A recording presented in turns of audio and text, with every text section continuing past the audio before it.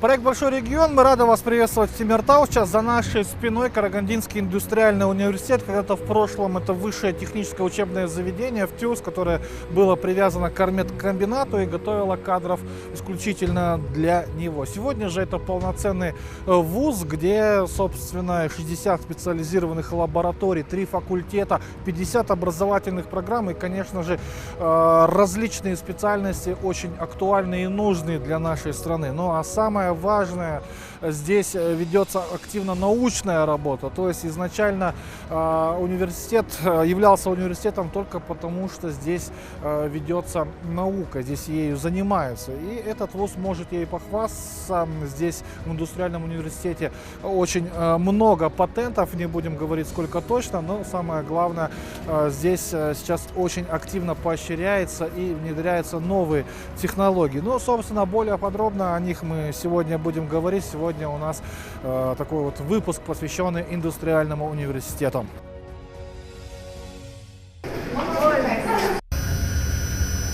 Вот этот деталь где-то 2,5 часа печатается.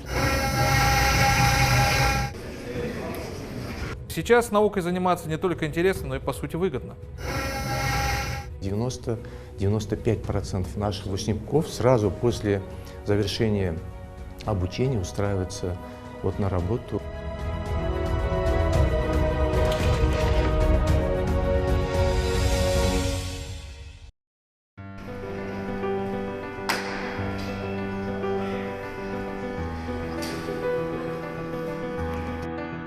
Меня зовут Албакиров Бахтияр, студент группы ТФП «Технология фармпроизводства».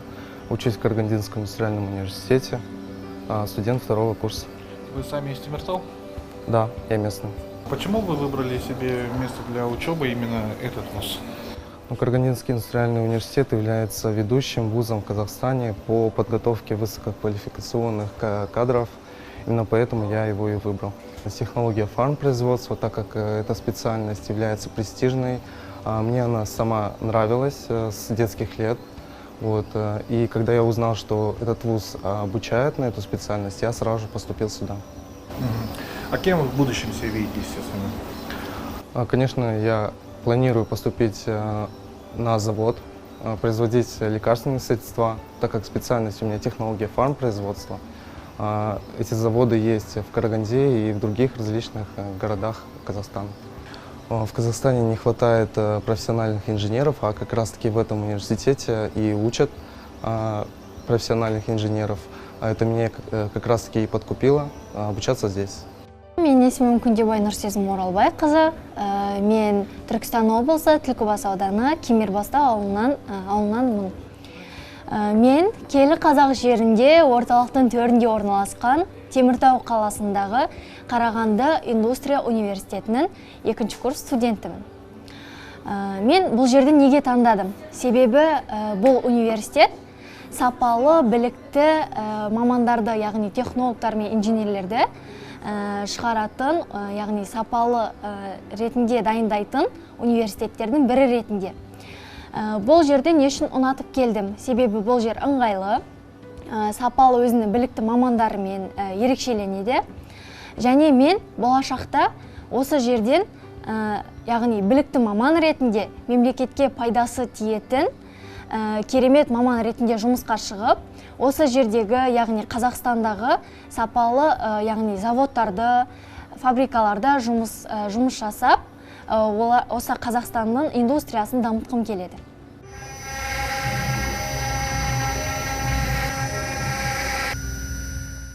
Наш университет имеет богатую историю, работает с 1963 года, имеет тесные связи с предприятиями промышленными.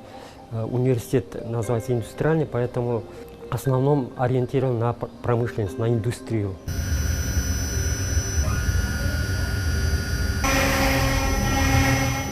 У нас здесь лаборатория 3D-инжиниринга, в котором студенты изучают современные перспективные технологии, аддитивные технологии, станки с числовым программным управлением, компьютерное моделирование работ машин, рабочих процессов и так далее.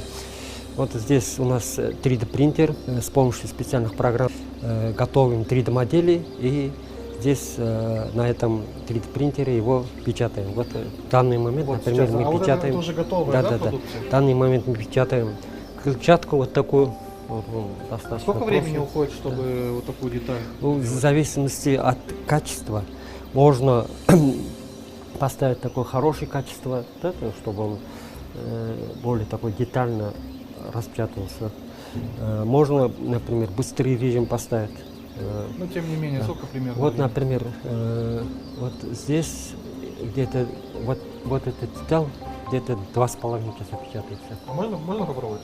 Да. Вот здесь я смотрю уже целый в сборе, да? Да. Уже... Отдельно печатается. Вот, например, мы как вот демонстрационный механизм зубчатых передач. Это цилиндрические, это конические передачи.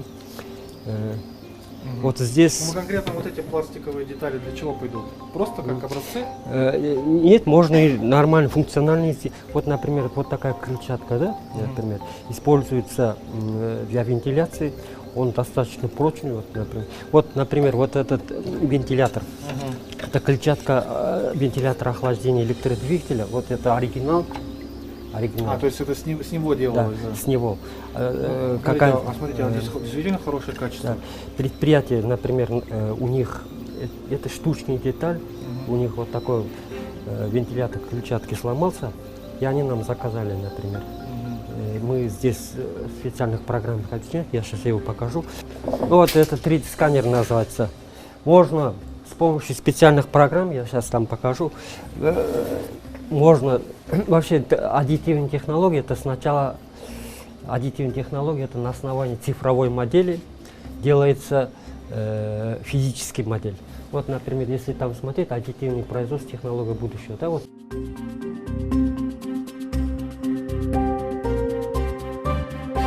Сейчас вообще вот наша страна переживает очень серьезные изменения. Идет диверсификация экономики, и наш президент Касым-Жомарт Кемелевич Токаев ставит задачу в целом развития индустрии, предпринимательства, малого, среднего бизнеса. Поэтому вот в одном из своих посланий, в последних, он говорил о том, что нужно больше внимания уделить подготовке специалистов технического профиля. Ну и прежде всего, конечно, IT-направление, там 100 тысяч специалистов в области IT в ближайшее время будет потребность такая. Ну и понятно, что без индустрии, без, скажем, развития реального сектора экономики, конечно, ни одна страна не сможет быть успешной и стабильно развиваться. У нас очень хорошая база была еще с советских времен. И действительно, вот, наш университет находится, я всегда говорю, это в сердце, индустриальное сердце нашей страны, потому что здесь расположены крупнейшие предприятия, и Карметкомбинат, Казахмыс в нашем регионе, Казаххром и другие крупнейшие предприятия расположены на территории Карагандинской, Улутавской области. Вот, поэтому я считаю, что таким одним из главных, наверное, задач системы высшего образования Казахстана, в том числе и нашего университета, это подготовка высококвалифицированных современных специалистов. Потому что эти предприятия, они в основном используют устаревшее оборудование, устаревшие технологии. Поэтому вот наши специалисты, которых мы готовим, они должны, конечно, придя на производство, предлагать какие-то новые инновационные подходы. И вот в этом плане вот наш университет сейчас как бы свою работу выстраивает. Стратегический план у нас есть до 2025 года. И там вот 3 главных базовых вещей. Это прежде всего, конечно, это наши образовательные программы и внедрение новых технологий обучения. Это очень важная вещь. Второе направление – это, конечно, улучшение материально-технической базы университета и, прежде всего, учебно-лабораторной базы. И третье направление – это развитие науки, потому что вообще вот современной теории развития университетов, каждая страна сейчас, вы знаете прекрасно, что хотят, чтобы их университеты были успешными, чтобы они были передовыми. И каждая страна строит свои программы по развитию своих университетов. Вот, например, мы тоже, наша страна, Государство, прежде всего, уделяет большое внимание, особенно в последние годы, уделяет большое внимание развитию университетов. И поэтому для того, чтобы университет был успешным, вот, необходимо выполнение вот этих трех базовых вещей. Это, то есть хороший учебный процесс, налаженный, современные технологии, интерактивные. Это обязательно хорошая современная база и, конечно, без развития науки и инноваций, конечно, ни один университет не может претендовать на успех. Поэтому мы, конечно, последние особенно 2 года мы очень много сделали для развития и науки, и учебно-материальной базы, и наших учебных программ.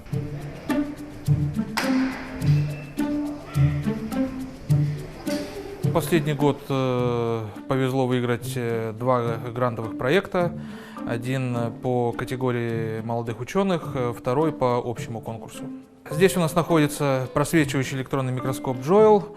Ну, как и для любого микроскопа, его основная задача — увеличивание изображения, но в данном случае речь идет уже об увеличении до 1,5 миллиона крат. В частности, здесь наблюдается образец наночастиц золота, и размерная линейка у нас составляет всего 5 нанометров, и данные светлые и темные точки — это, по сути, атомы кристаллической решетки. То есть размер между ними можно зафиксировать, уже измеряется в пикометрах, то есть 10 в минус 12. А сам оригинал, его не видно даже будет, да? Да, он занимает буквально круглый элемент диаметром где-то 3 миллиметра, а толщина несколько микронов. Ну, по-моему, таких микроскопов их вообще немного, да, вообще в нашей стране? Ну, насколько знаю, в данный момент штуки 3 по Казахстану насчитывается. Ну, это же ого-го. Один у нас, один в Назарбаев университете и еще один, кажется, в Усть-Каменогорске. Ну, здесь, знаете, а что можно в 1,5 миллиона крат рассматривать? В основном мы рассматриваем различные материалы, обработанные деформационным, термическим воздействием или их комбинацией. Изначально микроскоп предназначался для исследования немагнитных образцов, допустим, на основе углерода. Но с учетом специфики нашего университета, то, что изначально он раньше назывался завод ВТУС, предназначался для подготовки специалистов для нашего ArcelorMittal, работа с металлом у нас идет как бы первоочередная задача. Для этого было докуплено специальное оборудование, которое позволяет исследовать магнитные образцы, чтобы они как бы не улетали в колонну. И, собственно, данное оборудование у нас используется в первую очередь для подготовки докторских диссертаций, которые потом докторанты защищают успешно. Но помимо этого также данное оборудование активно используется при выполнении хоздоговорных и грантовых тем. За последние годы в Казахстане существенно изменился принцип финансирования. Если раньше это был один конкурс раз в 3 года, сейчас в этом году уже объявлено порядка, ну точно не ошибусь, если скажу, что уже около 9-10 конкурсов. Сейчас, по крайней мере, вот пока мы с вами разговариваем, 3 конкурса идут.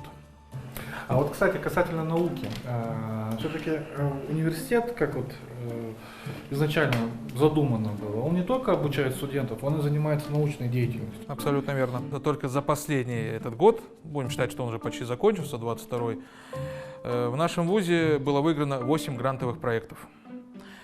Минимальное финансирование — это 19 миллионов, максимальное — 75 миллионов за каждый проект, из которых 70% разрешается на зарплату отводить. То есть сейчас наукой заниматься не только интересно, но и по сути выгодно. Ну, это хорошая мотивация. Также за счет этих тем спокойно можно приобретать различное оборудование, которое, ну, скажем так, не получается по каким тем или иным причинам приобрести за счет бюджетных средств. У нас 2 науки было в Советском Союзе. Наука, которая гражданская, мы говорили, и наука, которая делалась в почтовых ящиках. Это военные как бы составляющие. И очень много было очень серьезных наработок. У меня просто работа, я работал в Институте биофизики, и у нас вот все время было 2 направления: гражданская наука и военная наука. То есть это для почтового ящика.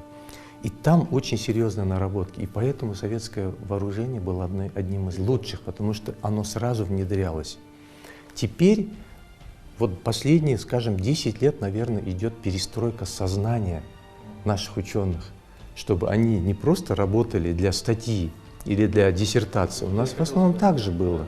Сейчас вот, был принят, в 2017 году был закон закон называется «Закон о коммерциализации результатов научно-технической деятельности». И начали учить.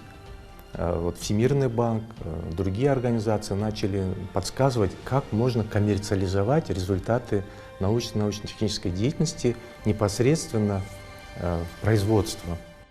Это тепловизор, да? Тепловизор, по которому определяет температуру теплоносителя. Значит, ну если мы подойдем, в принципе, можно сразу же увидеть. Ну, на человеке. Нет, зачем? Батарея у нас. Батарея.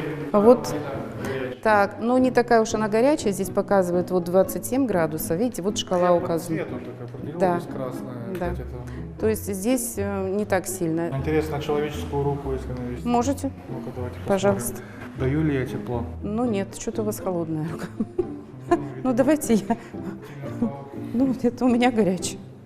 Ну вот здесь вот, допустим, электроснабжение умного дома, по которому студенты могут изучить всю систему умного дома и это, проверить свои знания. Вот смотрите. Ветряная установка Видите? может служить основным источником энергоснабжения. То есть студенты прослушивают, а потом могут и себя проверить. Здесь у нас различная система подключения к системе теплоснабжения и различные системы радиаторов. У нас есть чугунные и алюминиевые. То есть студенты с помощью подключения системы могут определить, где теплоотдача выше. Но обычно мы как привыкли говорить, что чугунные это надежные, а теплоотдача у алюминиевых батарей она выше. Почему? Потому что конструкция батареи устроена таким образом, что поток воздуха, когда выходит из батареи, вон там, вот видите, верхний, он начинает закручиваться, и получается у нас вынужденная конвекция. Нет подачи воды?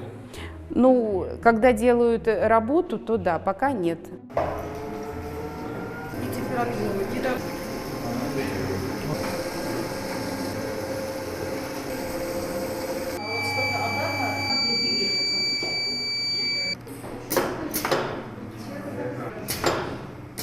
Когда направляли меня сюда, в этот университет, тогда министр образования и науки Асхат Канатович Аймагамбетов, он просил меня, в общем, помочь поднять этот университет. Поэтому я с большим удовольствием приехал в этот город.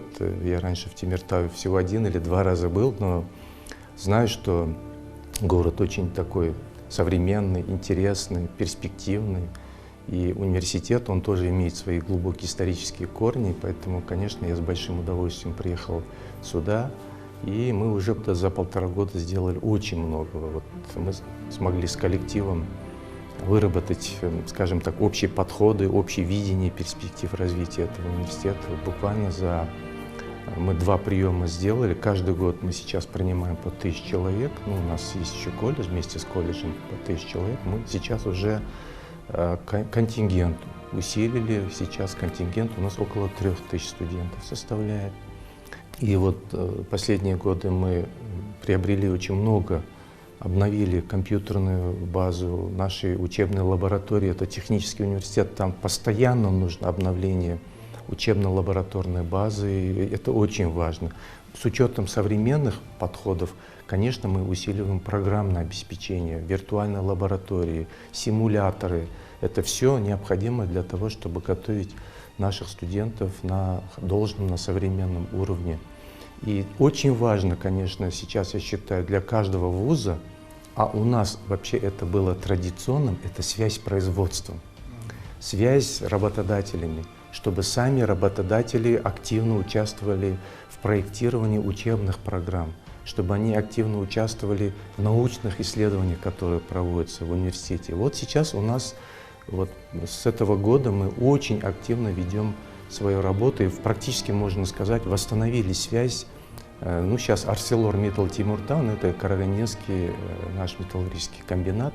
Мы с ними восстановили связи и в науке, и в учебной работе, и в системе корпоративного управления. Мы сейчас попросили наше Министерство науки и высшего образования включить в состав совета директоров одного из топ-менеджеров ArcelorMittal Тимиртау, чтобы мы могли с ними уже более плотно работать над тем, чтобы мы готовили для них тех специалистов, в которых они нуждаются. К сожалению, нужно подчеркнуть, что многих специалистов они привлекают из-за рубежа.